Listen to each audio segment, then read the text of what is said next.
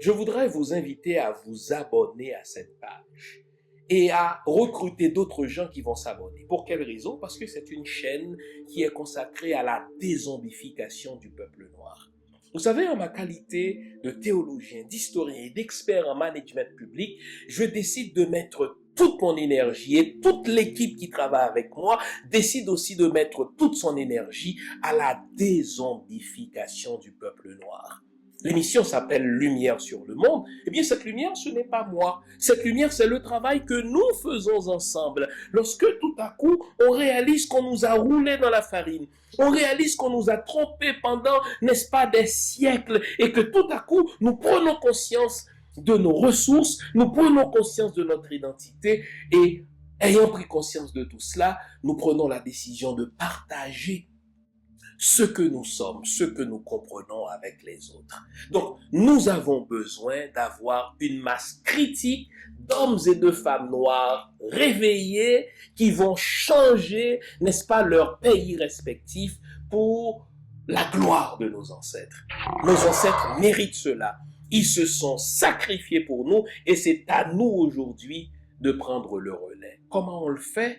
On le fait en se dézombifiant et en dézombifiant les autres. Je vous invite donc à liker ce qui se fait sur cette chaîne, à le sharer, à le partager avec les autres, à vous abonner et si vous l'avez fait déjà, à recruter d'autres qui vont s'abonner. On est ensemble, on garde le moral car tant que va le moral, tout va.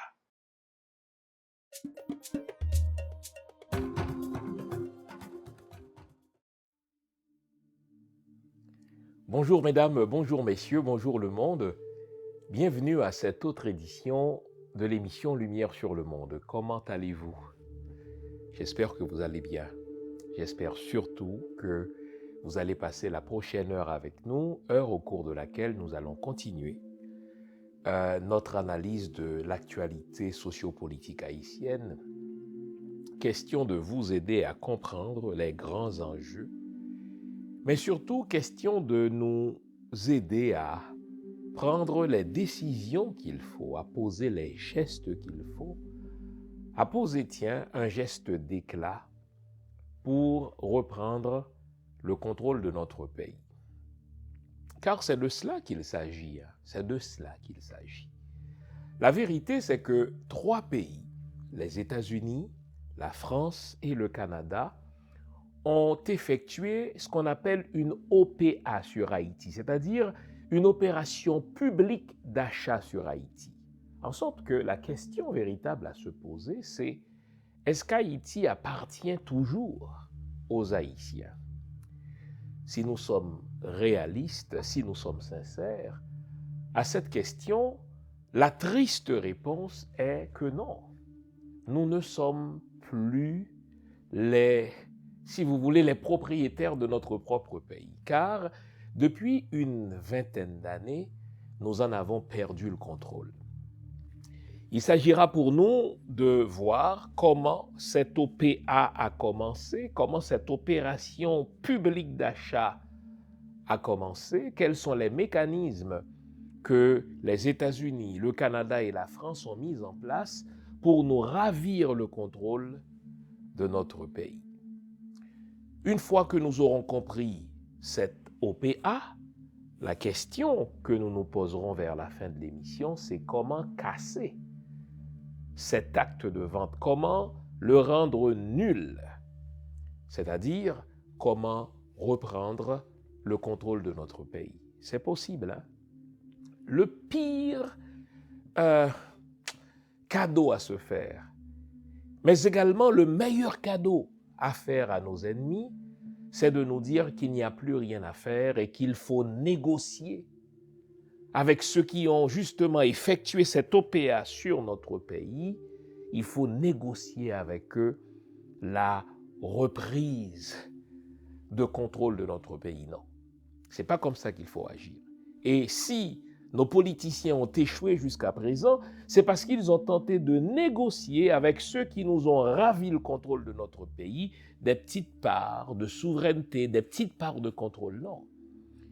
Il nous faut poser un geste d'éclat par lequel nous allons signifier au monde entier mais également à ces 3 pays que désormais nous voulons reprendre le contrôle politique de notre pays.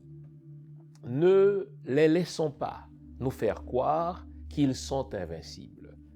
C'est tous les jours, c'est tous les ans, c'est à chaque époque de l'histoire que de petits pays battent de grands pays. Si le Vietnam a pu le faire, si l'Afghanistan a pu le faire, nous pouvons aussi le faire. Vous savez, Sun Tzu a dit, pour gagner une guerre, nous n'avons pas besoin de tirer un canon. Je vous montrerai comment nous pouvons reprendre le contrôle politique de notre pays. Un seul geste suffira. Pour y arriver, il nous faudra aller chercher l'adhésion de la population. Il faudra que toute la population se mobilise pour poser ce seul geste d'éclat. Et par ce geste-là, nous allons recouvrer notre souveraineté politique, mettre en place un gouvernement de reconquête de dignité et de souveraineté, lancer le pays dans des chantiers fondamentaux de reconstruction avant de penser finalement aux élections. C'est le plan qu'il nous faudra suivre. Évidemment, ceux qui ont effectué cette opération publique d'achat illégitime ne voudront pas entendre parler de cela. Leurs serviteurs, c'est-à-dire les instruments de cette OPA, l'oligarchie, la classe politique traditionnelle, auront elles aussi peur de poser ce geste d'éclat.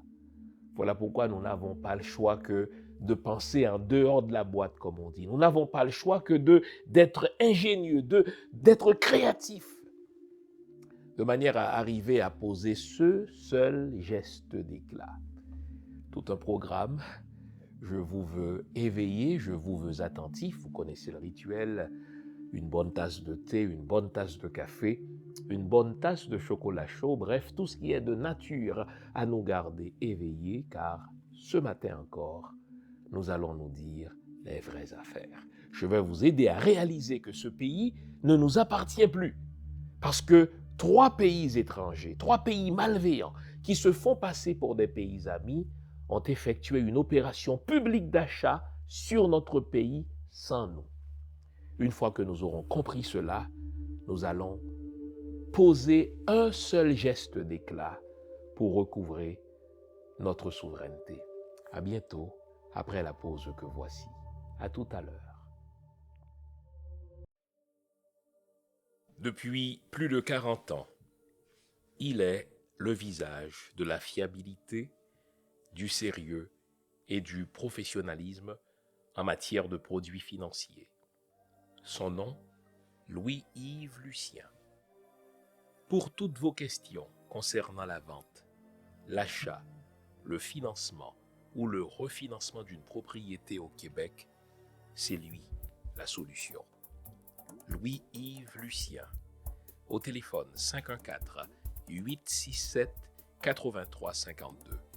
Son email, lilucien@royallepage.ca.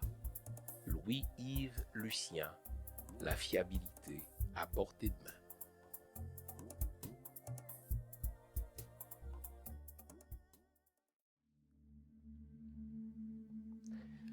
Avant la pause, on s'était promis de voir comment les États-Unis, la France et le Canada contrôlent tout dans notre pays. Au fait, Haïti n'appartient plus aux Haïtiens parce que, de manière illégale, de manière illégitime, de manière grossière, de manière brutale, les États-Unis d'Amérique, la France et le Canada décident qu'Haïti n'appartiendrait plus aux Haïtiens.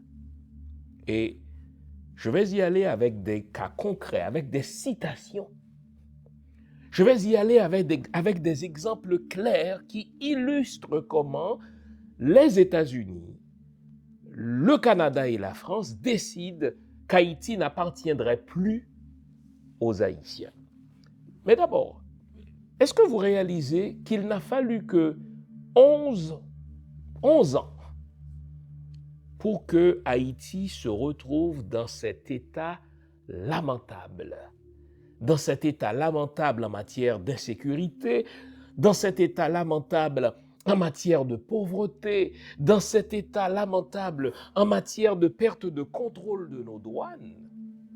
Or, un État qui ne contrôle pas ses douanes, un État qui n'arrive plus à sécuriser sa population, un État qui ne choisit plus ses propres dirigeants, n'en est pas un.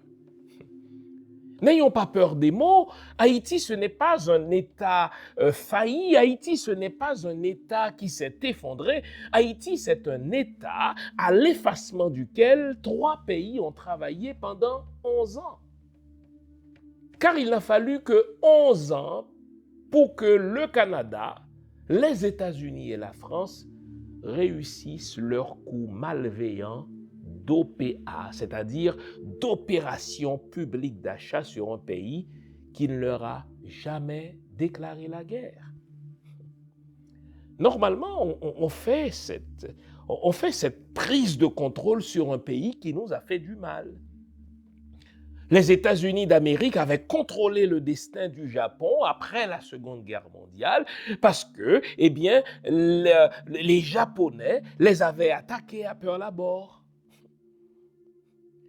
Les Alliés ont pris le contrôle, n'est-ce pas, de l'Allemagne parce que l'Allemagne nazie avait déclaré la guerre au monde. Mais Haïti n'a jamais déclaré la guerre à quelque pays que ce soit, si l'on met entre parenthèses cette déclaration du président Lescaut qui fut plus une hyperbole langagière qu'autre chose. Mais si vous regardez l'histoire d'Haïti, il s'agit quand même de 200 ans d'histoire. Haïti n'a jamais déclaré la guerre à qui que ce soit. Nous nous sommes soulevés contre ceux qui nous ont réduits en esclavage et qui ont tenté de nous faire croire que nous ne sommes pas des humains, qui ont tenté de nous faire croire que nous sommes des choses, qui ont tenté de nous faire croire que, de par notre destin, de par la couleur de notre peau, nous étions condamnés à les servir eux. Nous leur avons infligé cette leçon qu'ils refusent d'oublier, à savoir qu'un noir n'est pas inférieur au blanc parce qu'il est noir, à savoir qu'une armée européenne n'est pas supérieure à une armée indigène parce que c'est une armée de noirs. Nous l'avons démontré une fois à Vertières en novembre 1803. Or, c'est précisément cela que ces pays malveillants refusent d'oublier et c'est précisément pour cela qu'ils nous ravissent aujourd'hui le contrôle de notre pays. Mais revenons à ma phrase initiale. Est-ce que nous réalisons qu'il n'a fallu que 11 ans à ces 3 pays malveillants pour foutre Haïti dans cet état lamentable de perte de contrôle de tout? 11 ans. 11 ans. C'est vraiment sous le régime de PHTK mis en place par la communauté des nations malveillantes que nous allons perdre, n'est-ce pas, toutes nos institutions. C'est vraiment sous le régime, n'est-ce pas, du PHTK, mis en place par ces 3 nations malveillantes, que nous allons perdre le contrôle de la sécurité du pays, que nous allons perdre le contrôle de nos ports, que nous allons perdre le contrôle de nos douanes. C'est vraiment sous le régime PHTK, mis en place par les nations malveillantes, que nous allons assister au pullulement des gangs qui n'ont jamais voyagé et qui pourtant ne manquent pas d'armes, qui pourtant ne manquent pas de munitions. Or, tout le monde sait que le trafic illégal d'armes, c'est un trafic transnational qui nécessite, n'est-ce pas, des contacts internationaux, qui nécessite, n'est-ce pas, de connaître, n'est-ce pas, les grands réseaux qui fabriquent les armes et qui les font entrer d'un pays à un autre. Les barbecues, les tilaplis, les timacaques, les machins, mettez-en, n'ont jamais laissé Haïti. Pour la plupart d'entre eux, ils n'ont jamais laissé leur fief et pourtant, ils ne manquent jamais de munitions, ils ne manquent jamais d'armes. Il n'a fallu que 11 ans pour que ces 3 pays-là nous foutent à genoux. Mais il faut remonter au-delà des 11 dernières années pour voir comment le Canada, les États-Unis d'Amérique et la France ont décidé qu'une OPA, qu'une opération publique d'achat serait effectuée sur Haïti. Et là, je vous avais promis des citations. Je vais remonter avec vous en 2004. Nous sommes en 2004 dans un hôtel de Port-au-Prince, Montana, où se réunissent, n'est-ce pas, des diplomates étrangers, où se réunissent des représentants des Nations Unies, des représentants, n'est-ce pas, du Canada, des représentants des États-Unis, des représentants de la France, et surtout où se trouve le secrétaire général de l'OEA d'alors, Luigi Einaudi. Et Luigi Einaudi, parlant au nom de ses homologues diplomates, à quelques Haïtiens qui se trouvaient dans cet hôtel, a clairement dit à ceux qui voulaient l'entendre, à ceux qui voulaient le comprendre, cette déclaration, il l'a faite justement en février 2004, la pire erreur de la communauté internationale a été de laisser les Haïtiens diriger Haïti. Est-ce que je dois reprendre cette phrase? Je vous la cite parce qu'elle est du secrétaire général de l'OEA d'alors, après le renversement de Jean-Bertrand Aristide, après ce coup d'État fomenté par le Canada, la France et les États-Unis. Et ce n'est pas moi qui le dis, c'est le New York Times, qui, vous vous souvenez, qui avait publié une série de 3 dossiers où on a expliqué comment et pourquoi on a renversé le président Jean-Bertrand Aristide, le seul président légitimement élu dans ce pays en plus de 200 ans d'histoire.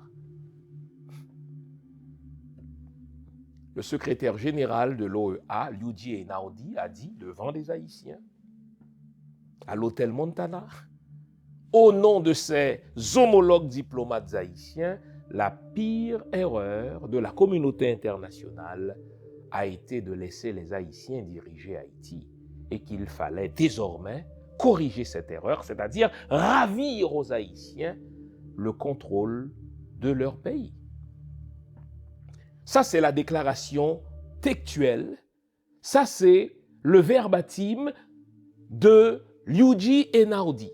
Et comme si ces propos-là n'étaient pas suffisamment insultants pour l'intelligence des Haïtiens, comme si ces propos-là n'étaient pas suffisamment insultants pour tous ceux qui s'intéressent au concept de l'autodétermination des peuples et surtout qui y croient, le secrétaire général des Nations Unies d'alors, Kofi Annan, le Ghanéen Kofi Annan, a dit lors d'un point de presse, après le renversement de Jean-Bertrand Aristide, tandis que les Nations Unies s'apprêtaient à dépêcher au pays une armée multinationale, il a dit ceci, et vous pourrez retrouver sa déclaration sur YouTube. Cette fois-ci, nous allons y être pour longtemps. Qu'est-ce qu'il voulait dire? Eh bien, après de courtes missions de 6 mois, après de courtes missions de 12 mois, après de courtes missions de 24 ou de 36 mois, cette fois-ci, nous allons y être pour longtemps. Sous une forme ou sous une autre, il va y avoir une tutelle des Nations Unies sur Haïti, ce qui revient à la déclaration de Luigi Einaudi, à savoir la pire erreur de la communauté internationale a été de laisser les Haïtiens gérer Haïti. Donc, si vous doutiez encore qu'il y a une OPA sur Haïti, c'est-à-dire une opération publique d'achat sur Haïti qui enlève aux Haïtiens le contrôle de leur propre pays, si vous doutiez encore jusque-là, eh bien, avec ces propos, j'espère vous convaincre. En sorte que lorsque vous faites des reproches aux Haïtiens d'avoir perdu le contrôle de leur pays, lorsque vous faites des reproches aux Haïtiens de n'avoir pas su sécuriser leur pays, lorsque vous faites des reproches aux Haïtiens de n'avoir pas su développer leur pays, ce ne sont que des reproches que les Haïtiens méritent seulement à 50%, car l'autre 50%, que dis-je, je devrais dire, n'est-ce pas, des reproches que les Haïtiens méritent seulement à 20 ou 30%, mais l'autre 70% de reproches, vous devez les adresser aux véritables tuteurs de ce pays qui ont pris la décision raciste, car il s'agit de racisme, qui ont pris la décision illégale, qui ont pris la décision illégitime, contraire au droit international, de ravir à un peuple qui n'a jamais déclaré la guerre à d'autres peuples, de ravir à un peuple qui n'est pas en situation de guerre civile le contrôle de son pays, parce que c'est un pays qui a osé bouleverser l'ordre international il y a 200 ans, on décide de le lui faire payer pour toujours. Et je voudrais, à partir de maintenant, voir avec vous les mécanismes que ces trois pays-là ont mis en place pour mener Haïti là où elle est aujourd'hui, c'est-à-dire dans ce précipice, dans ce bourbier d'insécurité, dans ce bourbier de pauvreté, dans ce bourbier de misère infrahumaine. Tout ceci relève d'une ingénierie sociale, d'une chorégraphie sociale pensée et conçue par ces trois pays malveillants pour nous mettre à genoux, de manière à ce que nous perdions l'espoir qu'un beau jour, nous pourrons recommencer à diriger notre pays. Voilà pourquoi je vous ai dit au début de l'émission, le meilleur cadeau que l'on puisse faire à ces trois pays-là, c'est de perdre espoir. C'est d'intégrer leur discours, à savoir que nous sommes incapables de gérer notre territoire nous-mêmes. Au fait, c'est eux qui ont effectué une OPA sur notre pays en nous enlevant le contrôle de notre propre territoire pour ensuite venir nous accuser de n'avoir pas su le gérer. Alors, regardons comment tout cela a commencé.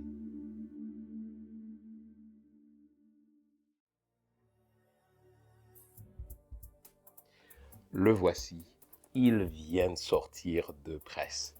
Eh bien, comme convenu, depuis le 1er octobre, donc il est disponible, et ceux qui l'avaient précommandé sont en train de le recevoir ou vont le recevoir. Au fait, ceux qui avaient commandé la version française sont en train de recevoir leur copie. Quant à la version anglaise, elle sort de presse le 10 octobre prochain, et si vous l'aviez précommandé, vous allez recevoir votre copie dans les jours qui suivent.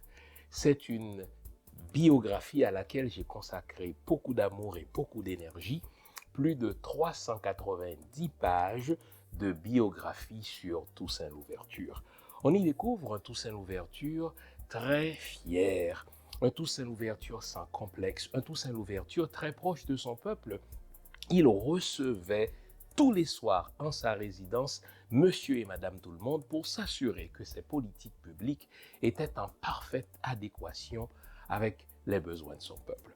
On y découvre aussi un Toussaint Louverture qui construisait des écoles, qui construisait des villes, un Toussaint Louverture qui prononçait des discours dans l'intention ferme que ces phrases soient retenues par la postérité.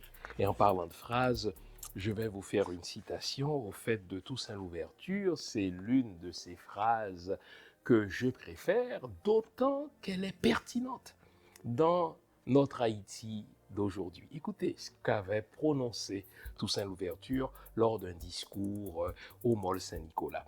Il est facile d'abattre l'arbre de la liberté, mais pas si facile de lui redonner vie. Je pense que nous sommes en train de vivre cela. Il est tellement facile d'abattre quelque chose de grand, quelque chose de noble, mais s'agissant de reconstruire, n'est-ce pas, cet héritage, c'est plus difficile.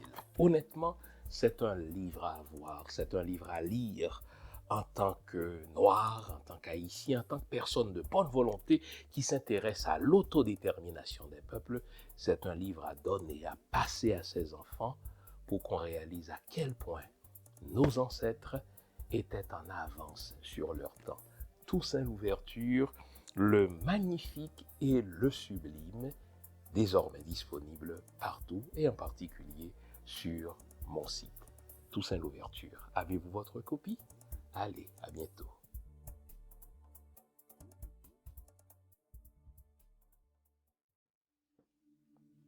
Regardons comment ça a commencé cette OPA. Vous savez, une OPA, c'est une opération économique, c'est une opération financière. Donc, l'OPA, c'est un sigle, opération publique d'achat.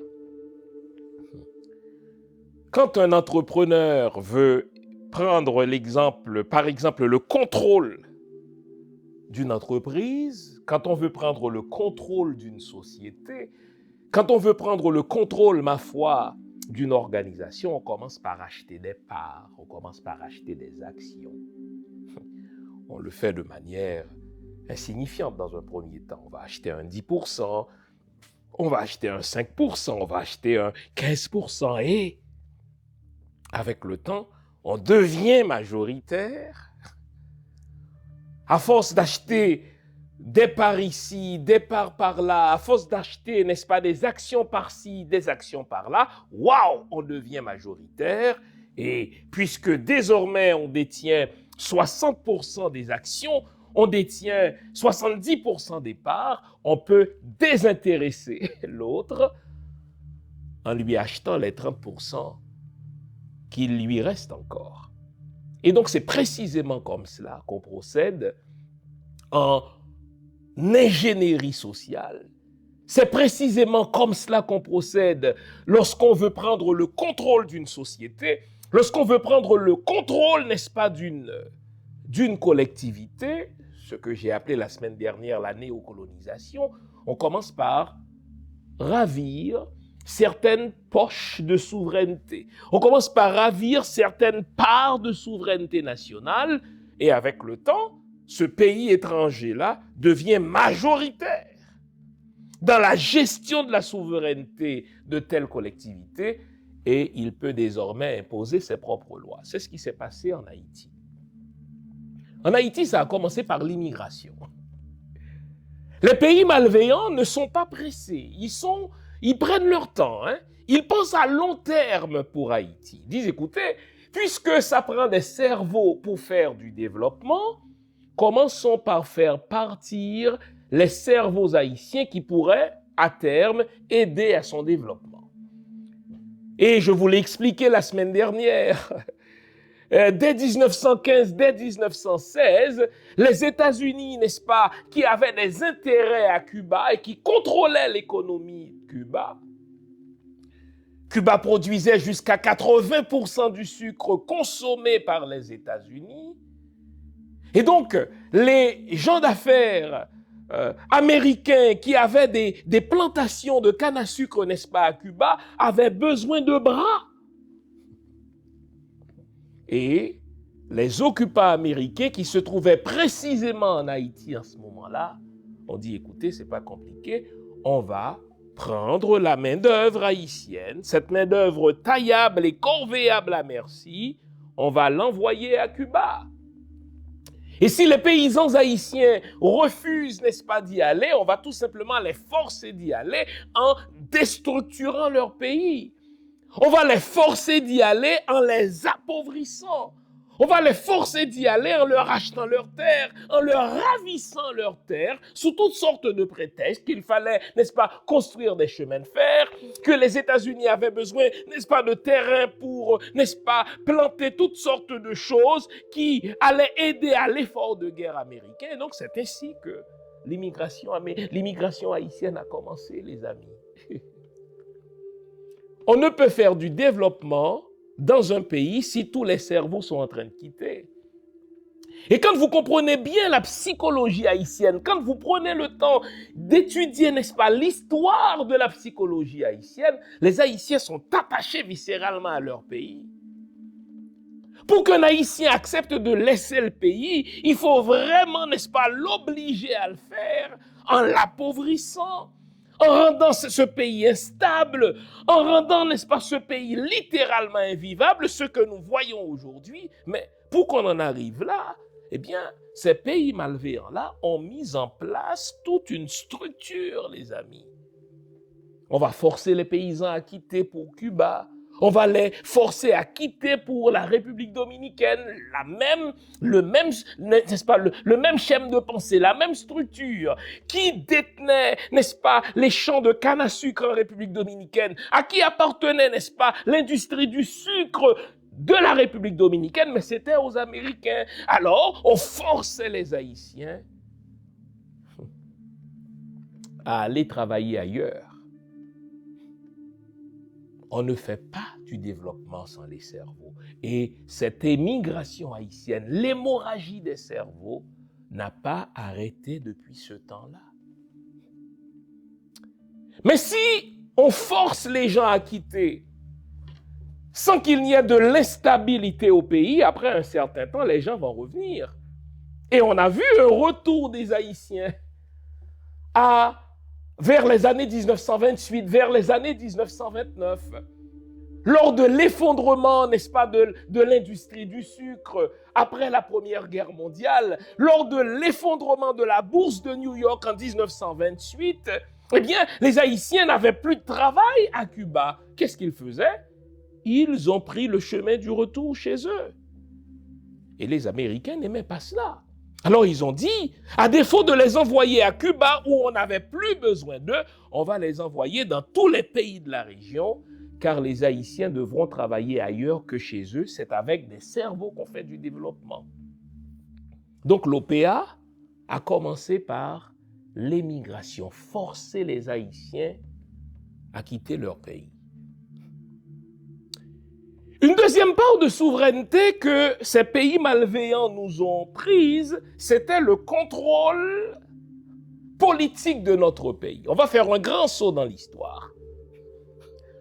En 2004, après avoir renversé un président légitimement élu, ce sont ces trois pays-là, le Canada, la France et les États-Unis, qui sont allés chercher un premier ministre haïtien.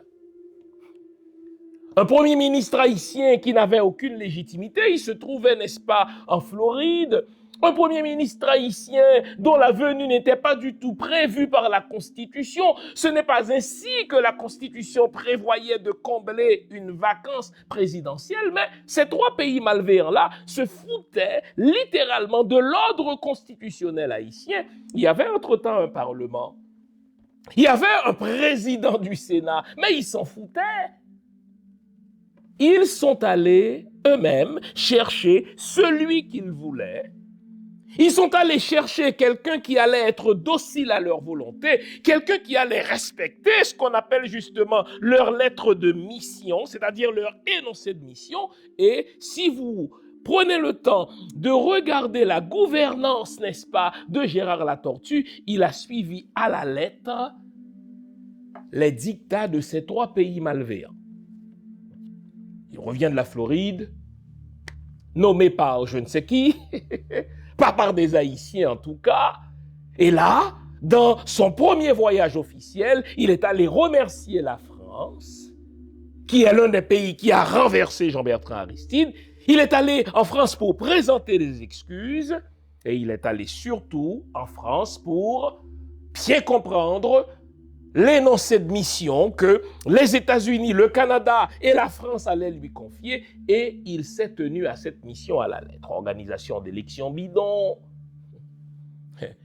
des élections au cours desquelles on a trouvé plein de bulletins partout, des élections qui devraient, par un second tour, consacrer l'élection, enfin, consacrer, si vous voulez, l'accession au pouvoir d'un président, mais à la suite d'un second tour. Mais non, on ne voulait pas d'un second tour. Les pays tuteurs ont dit à Latortue, ça y est, il n'y aura pas de second tour, vous allez nommer René Préval. C'est réglé. Personne n'a réagi. Personne n'a réagi.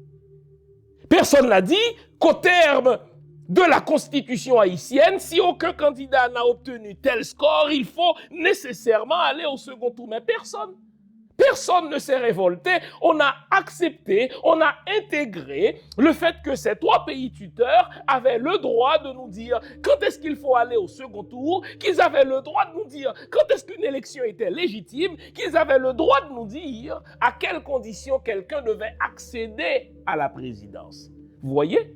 Une OPA ne s'obtient jamais d'un coup. Une OPA ne se fait jamais d'un coup. Elle se fait étape par étape. On achète des parts, on achète des actions par-ci, par-là, et tout à coup, on devient majoritaire et on désintéresse l'autre en achetant les 30% qui lui restent. C'est ce qu'on nous fait. On va d'abord prendre le contrôle politique du pays en nommant celui qui doit être le Premier ministre, même si sa nomination est anticonstitutionnelle, ce qu'on revoit aujourd'hui encore. On prend le contrôle politique du pays en décidant à quelles conditions des élections seraient légitimes. On prend le contrôle politique du pays en nommant, sous prétexte d'élection, celui que l'on veut avoir à la présidence du pays. René Préval n'était pas plus élu qu'un autre. René Préval n'était pas plus élu que Leslie Manigat, voyons.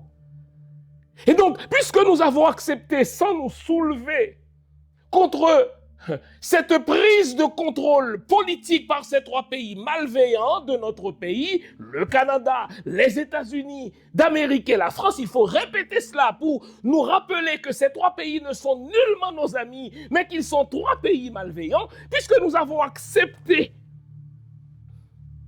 qu'il renverse en 2004 un président légitime, puisque nous avons accepté qu'il nomme un premier ministre de manière inconstitutionnelle, puisque nous avons accepté, n'est-ce pas, qu'il boycotte une élection de manière inconstitutionnelle en disant qu'il n'y aurait pas un second tour, puisque nous avons accepté qu'ils aient nommé René Préval comme président, ils vont réitérer leur prise de contrôle politique en 2010-2011, en obligeant le pays à accepter quelqu'un qui n'était pas du tout éligible, quelqu'un qui n'était pas du tout admissible au second tour. Que Martelly ne fut pas éligible, c'est l'évidence même, il détenait un passeport américain. Et qui est venu nous dire que Michel Martelly était haïtien? L'ambassadeur des États-Unis d'Amérique à Port-au-Prince, Kenneth Merton. Imaginez un ambassadeur étranger accrédité dans un pays étranger qui est venu dire lors d'une conférence nationale que celui qu'il venait de nommer comme président était haïtien. Il fallait le faire.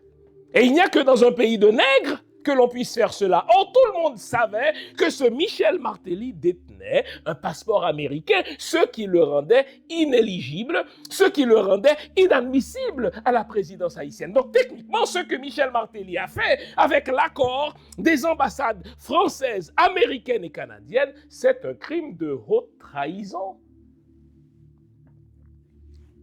Mais là non plus, à peu près personne ne s'est révolté. Il faut rendre hommage à Moïse Jean-Charles, qui a porté ce dossier-là à bout de bras, qui nous a même fourni le numéro de passeport de Michel Martelly. Et ce n'était pas un numéro farfelu. Et avec quelle tristesse n'avons-nous vu le président de la Chambre d'alors de mémoire, Joseph Lambert. Avec quelle tristesse n'avons-nous vu les Yuri la Tortue. Avec quelle tristesse n'avons-nous vu, n'est-ce pas, l'autre là, Kelly Sébastien, rejeter les déclarations de Moïse Jean-Charles, n'est-ce pas, se moquer même de lui. Pour quelle raison? Parce qu'il fallait accepter la prise de contrôle politique de notre pays par ces trois pays tuteurs, les États-Unis d'Amérique, le Canada et la France.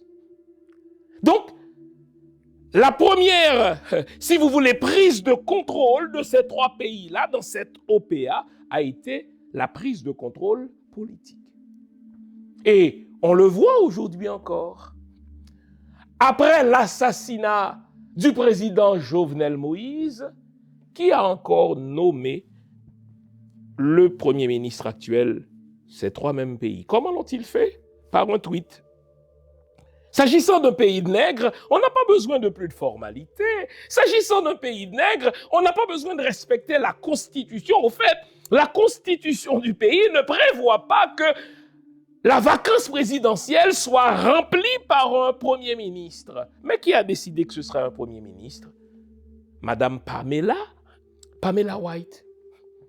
Quelques semaines avant l'assassinat de Jovenel Moïse, elle est allée dire à la Commission des Affaires étrangères du Congrès américain, il nous faut mettre de côté, il nous faut mettre hors d'état de nuire le président actuel, à savoir Jovenel Moïse, parce qu'il a osé se rendre en Turquie, il a osé rencontrer le numéro 2 de la Russie, et comment allons-nous le remplacer? On va le remplacer par le Premier ministre, et on va le garder jusqu'aux élections. Or, la Constitution de notre pays prévoit comment il faut combler une vacance présidentielle. Mais ils s'en foutent.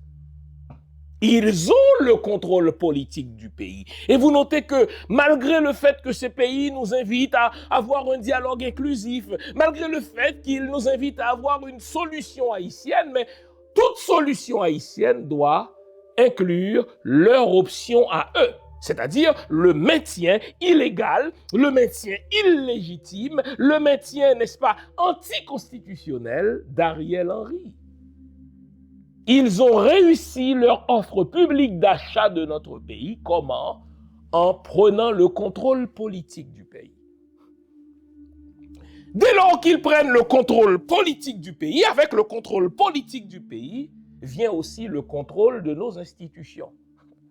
Savez-vous qu'il y a des ministères qui sont financés jusqu'à 90%, parfois jusqu'à 100%, soit par le Canada, soit par l'Union européenne, soit par les États-Unis d'Amérique. Imaginons un pays qui prétend à la souveraineté, un pays qui aspire en tout cas à la souveraineté, mais dont les dirigeants politiques, parce qu'ils sont placés là par ces 3 pays tuteurs, acceptent que le budget de leur ministère soit entièrement payé par un pays étranger. Et vous connaissez cet adage, qui finance commande. Si vous voulez savoir qui contrôle une personne, mais regardez d'où vient son chèque. Son chèque de paye, j'entends. Alors, non seulement ces 3 pays-là ont pris le contrôle politique d'Haïti, mais ils ont pris aussi le contrôle de nos institutions. Même le Parlement haïtien, qui en théorie, au vu de la Constitution haïtienne, devrait être dépositaire de la souveraineté nationale, même le Parlement haïtien est placé ou fut placé sous le contrôle de ces 3 pays. J'ai un ami, anciennement sénateur d'Haïti, qui me raconte avec colère comment, lors du dépôt de certains projets de loi au sein du Parlement haïtien, les ambassadeurs des États-Unis, les ambassadeurs du Canada, les ambassadeurs de la France arrivaient, n'est-ce pas, comme ça, comme cheveux sur la soupe, lors des travaux du Parlement pour dicter aux parlementaires dans quel sens ils devaient voter. En particulier, quand le Parlement planchait sur ce projet de loi qui devait décriminaliser l'homosexualité, qui devait en tout cas, n'est-ce pas, permettre aux homosexuels de se marier dans ce pays, eh bien, les parlementaires, beaucoup d'entre eux étaient contre ce projet de loi, mais les représentants du Canada, les représentants des États-Unis, les représentants de la France menaçaient les parlementaires qui regimbaient contre ce projet de loi. Ils les menaçaient de couper leur visa. Ils les menaçaient de les empêcher d'aller voir leur famille, n'est-ce pas, à l'étranger, s'ils votaient contre ce projet de loi. C'est ça une OPA, les amis. Y aller étape par étape, y aller action par action, y aller, n'est-ce pas, part après part, mais avec le temps, on finit par perdre le contrôle de notre propre pays. Alors, quand on fait des reproches aux Haïtiens, quand on fait des reproches aux politiciens haïtiens, ils le méritent seulement à moitié, disais-je. Ils le méritent seulement à 30% d'avoir intégré au fil des années, de se soumettre au diktat de ces 3 pays malveillants. Mais si Haïti va mal, il faut d'abord en faire le reproche à ces 3 pays-là qui ont décidé que la pire erreur de la communauté internationale a été de laisser les Haïtiens gérer Haïti. Alors si ça va mal, c'est sur eux qu'il faut lancer des pierres. Quand je vous dis que ils ont commencé par avoir le contrôle politique de notre pays, ensuite le contrôle de nos institutions, la meilleure illustration de cela, c'est le contrôle de notre propre police. Vous vous demandez où trouver mes livres? Simple, sur mon site, prioritairement, www.jeanfils-aimé.com. Vous avez accès à tout ce que j'ai écrit. Où que vous vous trouviez dans le monde, nous livrons partout où c'est possible. Vous pouvez aussi avoir accès à mes livres par Amazon.ca. C'est un excellent cadeau à se faire ou à faire aux autres. Servez-vous-en. Savez-vous que pour être chef de la police en Haïti, on doit avoir l'approbation de l'ambassade américaine? Imaginez. la police qui est notre seule entité de sécurité, eh bien, pour en être le chef, il faut avoir l'approbation, il faut avoir l'aval de l'ambassade américaine. Si l'ambassade américaine dit non, ben c'est fini. Quelqu'un qui était au pouvoir m'a raconté comment on procède. Souvent, les États-Unis, enfin, quand un président doit nommer un chef de la police, il soumet un certain nombre de noms, 5 ou 6 noms à l'ambassade américaine, qui biffe, n'est-ce pas, 3 noms et qui laisse le président avec 2 noms en disant, écoutez, vous avez le choix entre ces 2 noms, mais celui-là, il n'est pas si fiable, etc. Eh bien, c'est l'ambassade américaine qui choisit finalement. Mais pire, il y a des unités au sein de la police haïtienne qui sont recrutées littéralement par l'ambassade américaine. Il y a certaines unités qu'on appelle unités d'élite au sein de la police haïtienne dont les membres sont passés en entrevue par l'ambassade américaine. C'est l'ambassade américaine, par exemple, qui va étudier la personnalité de ces gens-là pour voir s'ils sont aptes à faire partie de cette unité-là. Et le pire, ce sont des pratiques que les politiciens haïtiens acceptent.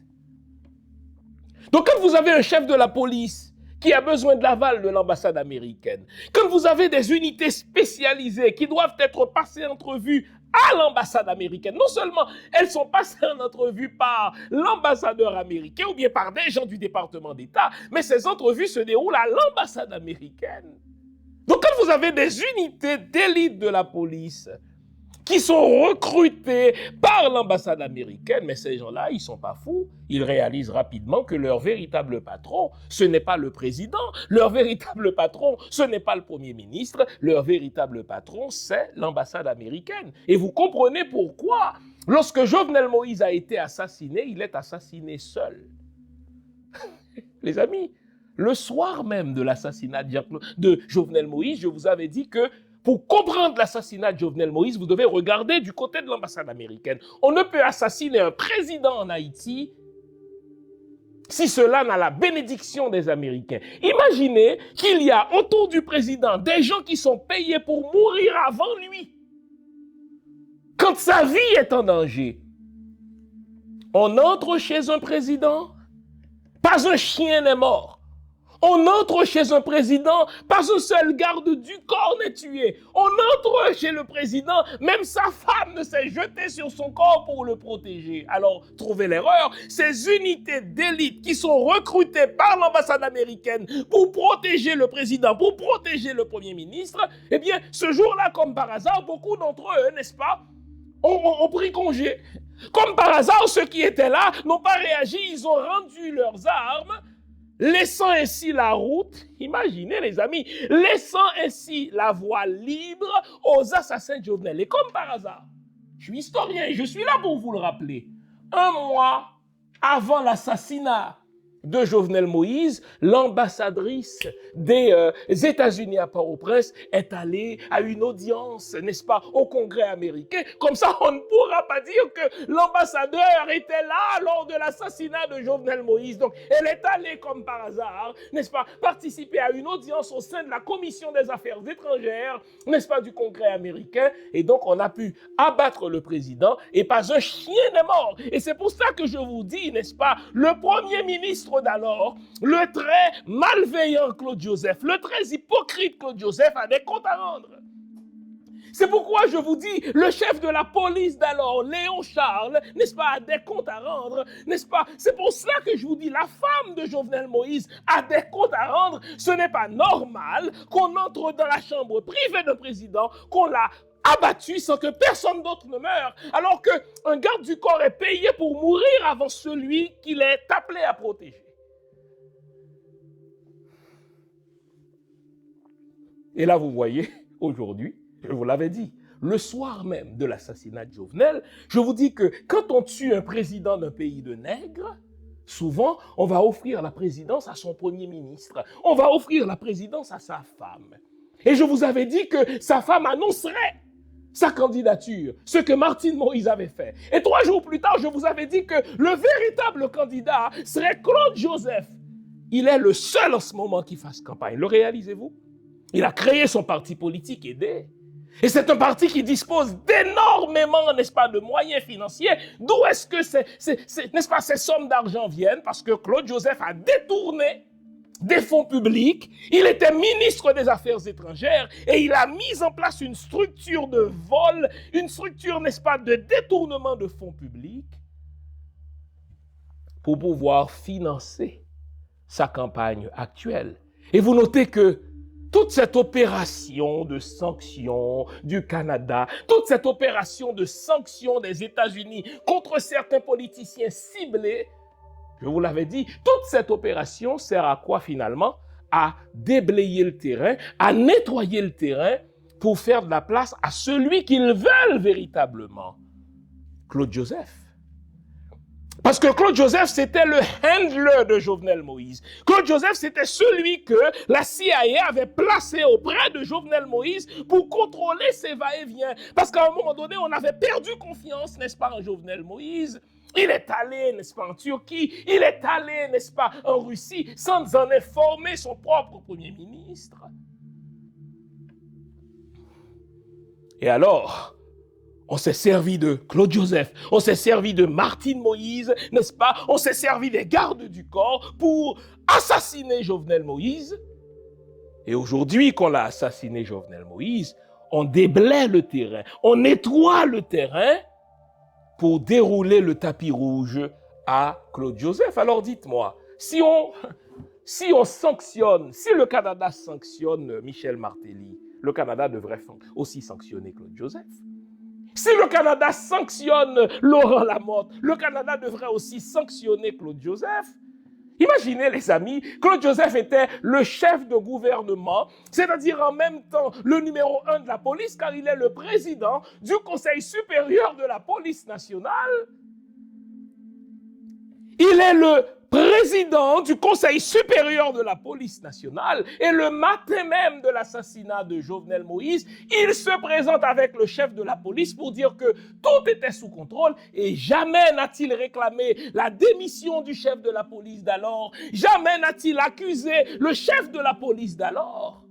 C'est que ces deux-là savaient que Jovenel Moïse allait être assassiné et ils sont complices de son assassinat, ils sont les premiers bénéficiaires de son assassinat. De chef de la police qu'il était en Haïti, il a reçu une promotion, Léon Charles. Il est devenu ambassadeur d'Haïti à l'OEA. Aujourd'hui, on le voit en tête-à-tête avec le secrétaire général des Nations Unies. Et de Premier ministre qu'il était, en parlant de Claude Joseph, le voilà en campagne, avec énormément d'argent qu'il a volé de nos représentations diplomatiques parce qu'il aspire à être président. Tout cela parce que le Canada, les États-Unis et la France ont non seulement pris contrôle de notre souveraineté politique, ils prennent contrôle, n'est-ce pas, de nos institutions. Plus rien ne se fait en Haïti sans leur accord. En parlant de mécanismes mis en place par ces trois pays dans leur OPA, leur opération publique d'achat, ces trois pays-là prennent le contrôle de nos médias. Je suis au Canada à répéter, bon Dieu, depuis plus de 3 décennies, j'ai rarement vu un ambassadeur étranger accrédité à Ottawa bénéficier d'une pleine page d'entrevue dans un journal sérieux au Canada. Certaines fois, quand l'ambassadeur des États-Unis d'Amérique au Canada parvient en fin de mission, il lui arrive d'accorder une entrevue sur son mandat. Mais il va faire attention pour ne pas s'ingérer, pour ne pas s'immiscer dans les affaires souveraines du Canada. Il est tenu à un devoir de réserve. Mais vous notez qu'il n'y a pas un seul média en Haïti qui ne se considère, si vous voulez, obligé d'accorder des entrevues aux ambassadeurs du Canada, de la France, des États-Unis. Au fait, lors des grandes crises nationales, c'est à eux qu'on accorde des entrevues. Le temps me manquerait si je devais nommer tous ces médias qui se croient plus importants parce que l'ambassadeur du Canada, parce que l'ambassadeur de la France, parce que l'ambassadeur des États-Unis leur accorde des entrevues. Bref, n'est-ce pas, certains d'entre eux, ces journalistes-là, ont un chèque de paye qui vient directement de l'ambassade du Canada, des États-Unis et de la France. Quelle honte! Quand dans un pays, vos médias entretiennent un rapport incestueux avec les ambassadeurs étrangers, quand dans votre pays, les journalistes n'ont même pas la lucidité de se dire que les ambassadeurs ont un devoir de réserve, je ne peux pas leur donner mon micro pour qu'ils commentent l'actualité souveraine du pays, quand les journalistes n'ont même pas ce contrôle-là, quand ils n'ont même pas cette lucidité-là, alors dites-vous que vous êtes en pleine situation d'OPA. Celui qui emmène large ces jours-ci en Haïti et qui se comporte comme un gouverneur, je le dénonce pour cela. C'est l'ambassadeur du Canada à Port-au-Prince, M. Sébastien Carrière. Là, il est pris dans une saga. Là. Imaginez que, à la suite d'une remise en question de ses paroles, l'ambassadeur Sébastien Carrière a menti à plusieurs reprises sur cette affaire de blindés que l'État haïtien a acheté, que l'État haïtien a payé, mais que le Canada nous livre au compte-gouttes, dans un contexte d'urgence. Et je vous avais dit que lorsque le Canada finalement consentirait à nous livrer ces blindés-là, il nous enverrait les pires blindés parce que c'est un pays nègre. Et si vous comparez les blindés que le Canada donne, notez bien le verbe. Le Canada donne des centaines de blindés à l'Ukraine. Il n'y a pas un seul blindé que le Canada donne à l'Ukraine qui tombe en panne. Hey, réveillez-vous. Haïti achète des blindés du Canada et chacun des blindés que le Canada envoie en Haïti, ils tombent en panne dès leur premier jour, n'est-ce pas, dès leur premier jour d'opération. Alors, trouvez l'erreur. Non seulement l'ambassadeur Sébastien Carrière a menti sur la date de livraison, ce machin-là, mais il emmène large. Un journaliste du seul journal haïtien, le Nouvelliste, a mis à nu les mensonges de l'ambassadeur Sébastien Carrière. Lui qui a fait 21 années et 9 mois de carrière au sein du journal, le seul journal du pays, lui qui était secrétaire, n'est-ce pas, de rédaction et éditorialiste, imaginez, il avait des postes prestigieux parce qu'il a osé remettre en question les paroles de l'ambassadeur du Canada à Port-au-Prince. La direction du journal l'a forcé à démissionner. Imaginez. Imaginez un journaliste de carrière, n'est-ce pas, secrétaire de presse de ce journal, éditorialiste, qui a dû démissionner, poussé à la porte par ses propres patrons, parce qu'il a remis en question les propos de l'ambassadeur du Canada, parce qu'il a mis à nu ce que je suis en train de faire, les mensonges de cet ambassadeur. Ses patrons lui ont montré la porte. Et l'ambassadeur du Canada à Port-au-Prince n'en est pas à sa première démonstration de titre de gouverneur. Lui, il se prend vraiment pour le gouverneur. Savez-vous qu'un diplomate haïtien accrédité à Montréal a perdu son poste parce qu'il a remis en question la bonne foi de l'ambassadeur Carrière. Ce dernier a porté plainte contre lui et le temps de le dire, il a perdu son poste. Voyons les amis. Quand dans un pays, vous perdez le contrôle de vos médias, quand dans un pays, chaque journaliste pense qu'il est plus journaliste parce qu'il tend son micro à un ambassadeur, et pire, lorsque un journaliste reçoit son chèque, n'est-ce pas, d'une ambassade étrangère, nous sommes en pleine situation d'opération publique d'achat. Nous perdons le contrôle de nos narratifs à nous. À chaque fois que j'entends un journaliste haïtien tendre le micro de son média à un ambassadeur, c'est pas compliqué, je ferme la radio. Et à chaque fois que je vois le seul journal du pays accorder une pleine page au propos de l'ambassadeur ou bien de l'envoyé spécial des États-Unis à Port-au-Prince ou accorder une pleine page ou une entrevue à l'ambassadeur du Canada ou de la France, je dis, voilà un vendu. Le journal Le Nouvelliste, c'est un journal vendu à nos malveillants blancs. Quand vous êtes le seul journal d'un pays, vous n'accordez pas à chaque situation de crise de votre pays, vous n'accordez pas une entrevue à des ambassadeurs étrangers accrédités dans votre pays. Vous devez garder le contrôle de votre propre narratif, espèce de traître. Le journal Le Nouvelliste est un journal de traîtres. C'est un journal de vendus. Il faut le dénoncer.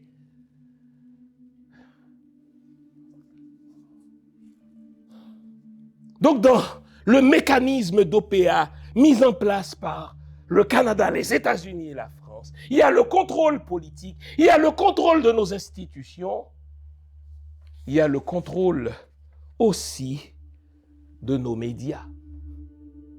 Et ça, je viens de vous en faire la démonstration. Vous l'aurez remarqué, on a changé notre site web. Sur le site web, vous trouverez plusieurs onglets. L'onglet Accueil vous souhaite la bienvenue et tout de suite après, vous tombez sur l'onglet Biographie. Alors là, vous avez une idée des études que j'ai faites. Ensuite, vous avez l'onglet Boutique. Dans l'onglet Boutique, vous trouverez mes livres. Jusqu'à présent, j'en ai écrit 14. Toujours dans la boutique, vous aurez aussi accès au type de formation que j'offre, soit à des individus ou à des entreprises.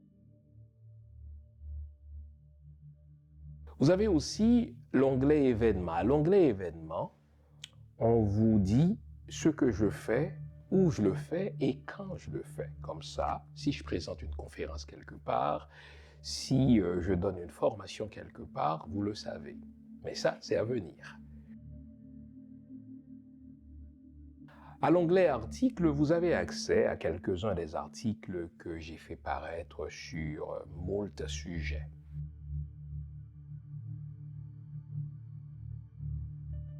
Vous trouverez aussi mes audios. Au fait, les audios, ce sont les anciennes émissions que j'ai présentées à la radio CPAM et que vous avez appréciées.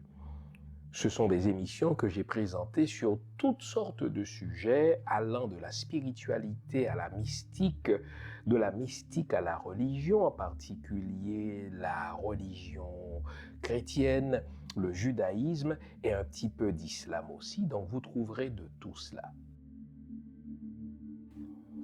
Et enfin, à l'onglet émissions, vous avez accès aux diverses chroniques ou aux divers liens par lesquels je présente des chroniques, que ce soit à la radio, à la télé ou sur les médias sociaux.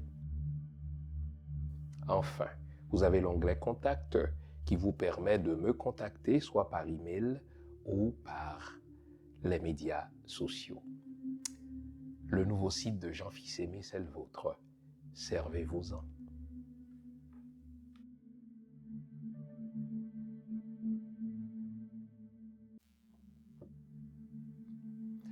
Nous sommes dans une situation d'OPA, une situation d'opération publique d'achat de notre pays par ces trois pays malveillants, les États-Unis d'Amérique, la France et le Canada. Contrôle politique de notre pays, contrôle de nos institutions, contrôle de nos médias. Et comme si tout cela en soi ne suffisait pas, ils cassent la résistance de la population par des manœuvres de corruption, par des manœuvres de manipulation.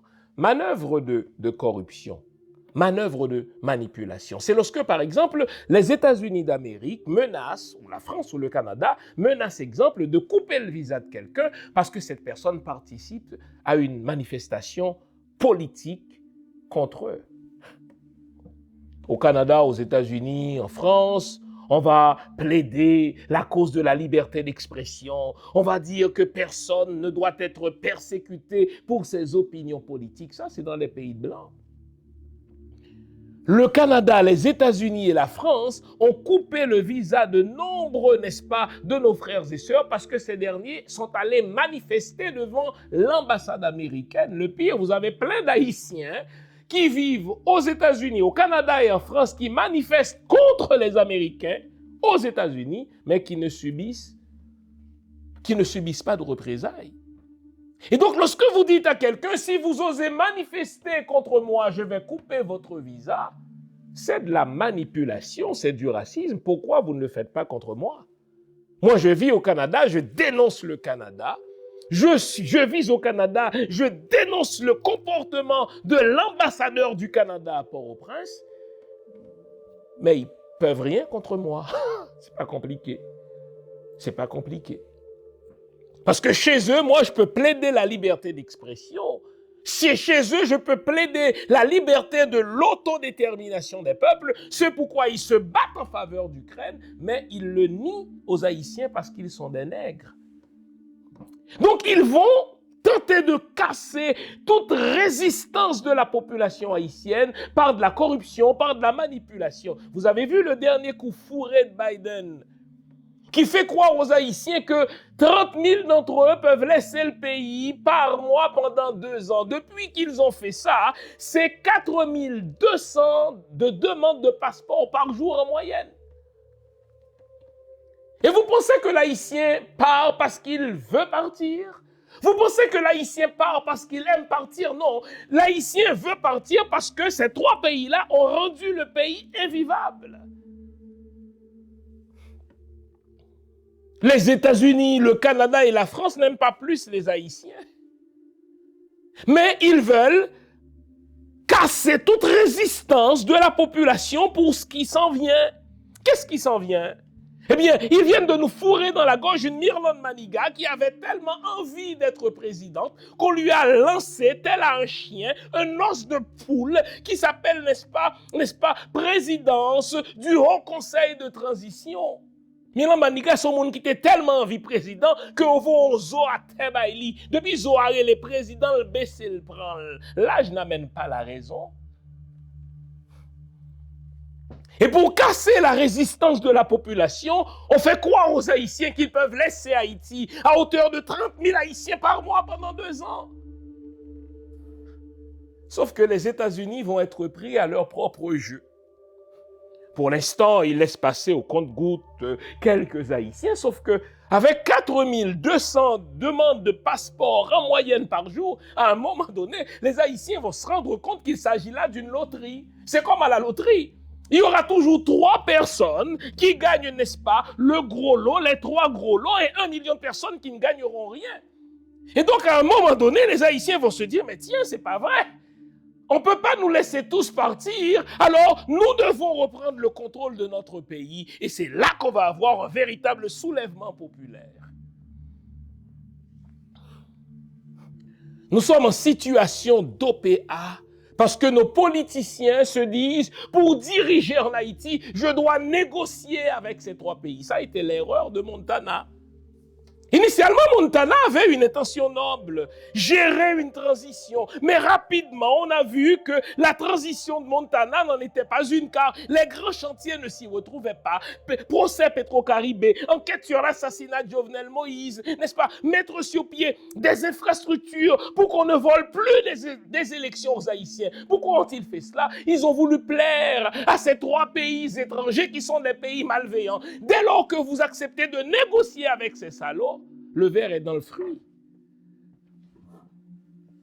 Il ne faut pas négocier avec le Canada. Il ne faut pas négocier avec les États-Unis. Il ne faut pas négocier avec la France. Je refuse de négocier avec eux. Il faut y aller avec un coup d'éclat. Et après, eux viendront négocier avec nous. C'est notre pays, mon Dieu. Et je vais vous dire, comment faire pour recouvrer notre part de souveraineté? Nous n'avons qu'à poser un seul geste. Ils tiennent tellement à Ariel Henry que si nous renversons Ariel Henry de notre propre gré, si nous le renversons par notre propre mobilisation, ils seront obligés de négocier avec nous, car ils tiennent à Haïti. Les États-Unis veulent continuer à avoir un droit de passage dans le canal du vent.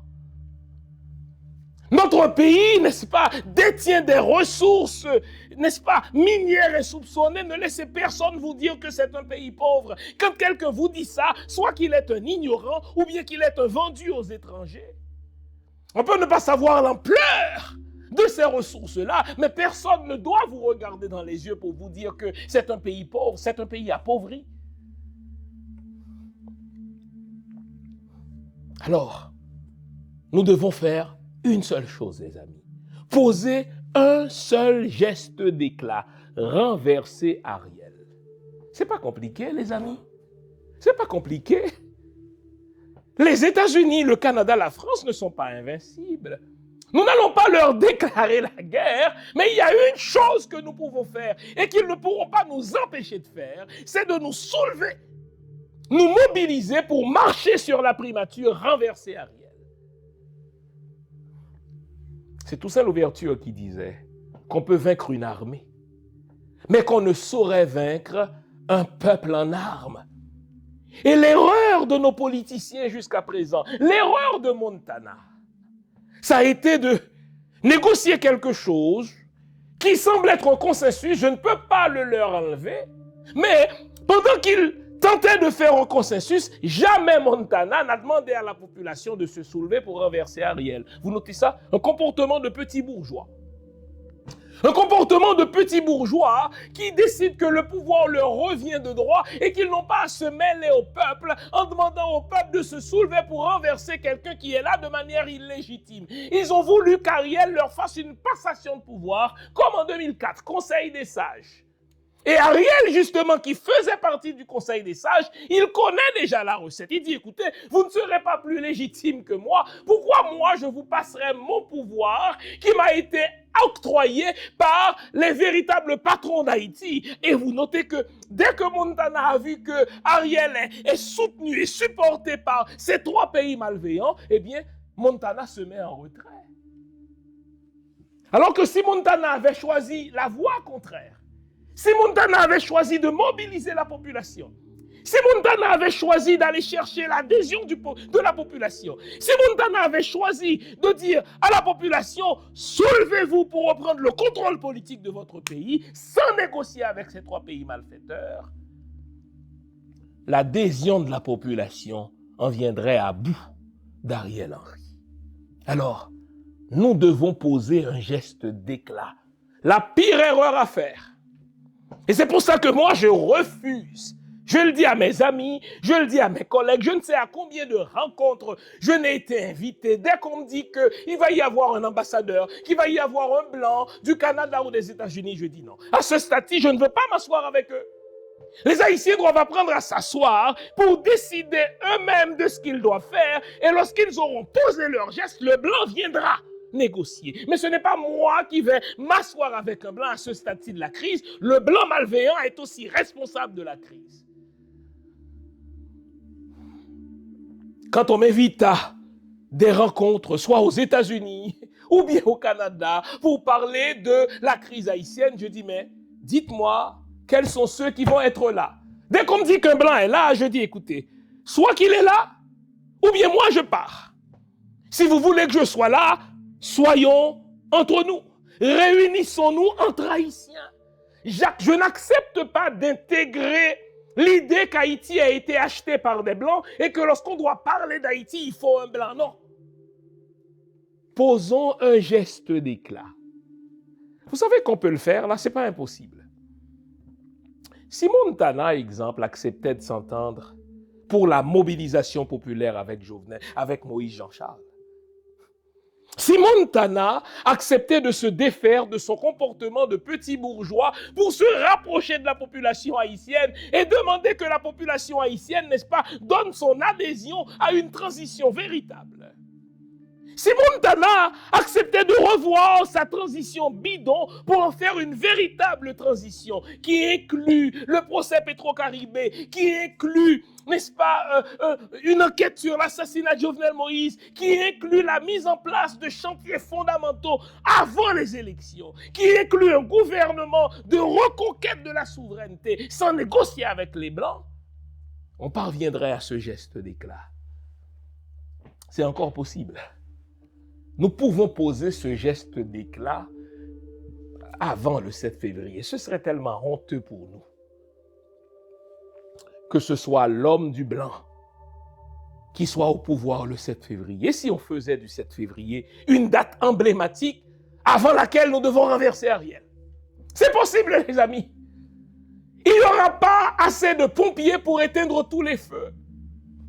Il n'y aura pas assez de visa pour casser la résistance de tous les Haïtiens. Nous pouvons encore nous mettre ensemble pour poser ce geste d'éclat. Quel est ce geste d'éclat? Renversons contre la volonté des Blancs Ariel Henry. et mettons au pouvoir un gouvernement de reconquête de notre souveraineté. Je vous le dis, le blanc viendra négocier avec nous. Et désormais, il sera en position de faiblesse. C'est nous qui allons lui dire ce que nous allons faire. Et nous allons lui assigner la place qui lui revient en tant que diplomate étranger. Et il faudra qu'il ferme sa grande gueule lorsqu'il s'agira de la souveraineté de la nation. Aurez-vous les couilles qu'il faut?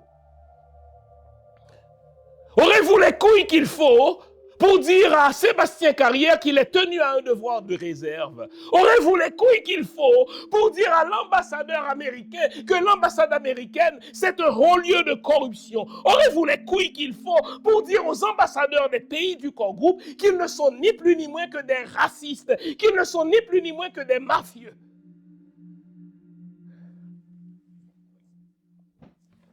Posons ce geste d'éclat. Et je veux lancer cet appel solennel à Moïse Jean-Charles. J'ai plein de réserves vis-à-vis de Moïse Jean-Charles.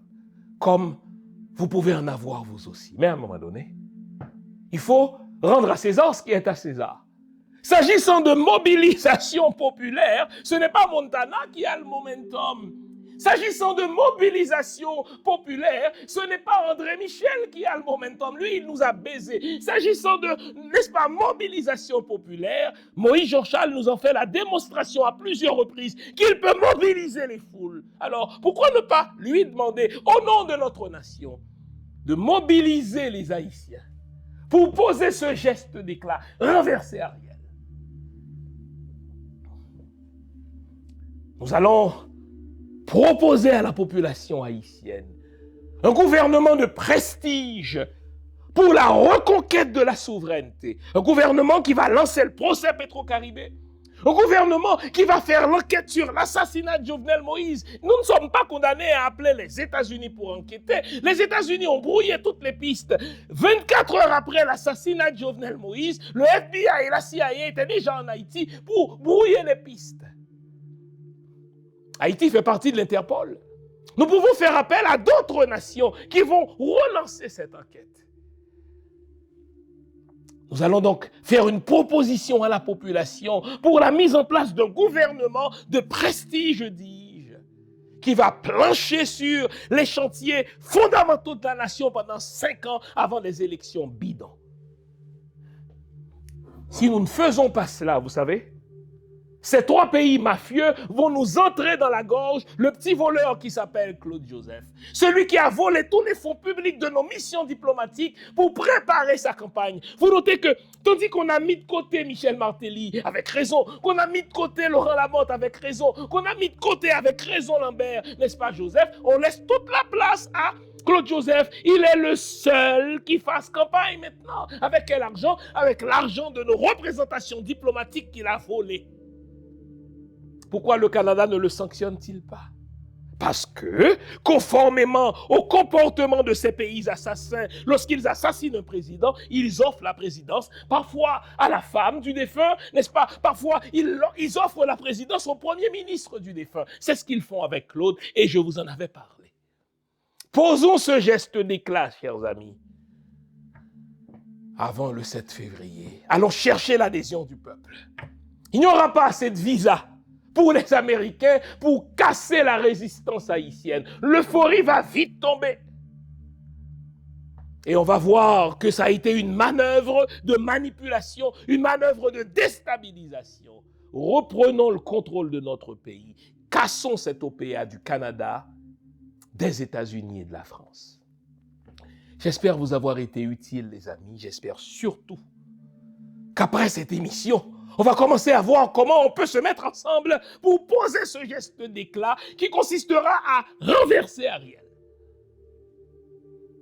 Il nous en faut faire une question nationale. Il nous faut en faire une question personnelle. Merci pour votre support. Merci pour votre écoute. Merci pour votre assiduité à cette émission. Merci surtout de continuer à acheter mon livre sur Toussaint Louverture que vous trouverez sur mon site www.jeanfilsaimé.com ou sur amazon.ca. On garde le moral, car tant que va le moral, tout va. Bonne semaine. Au revoir.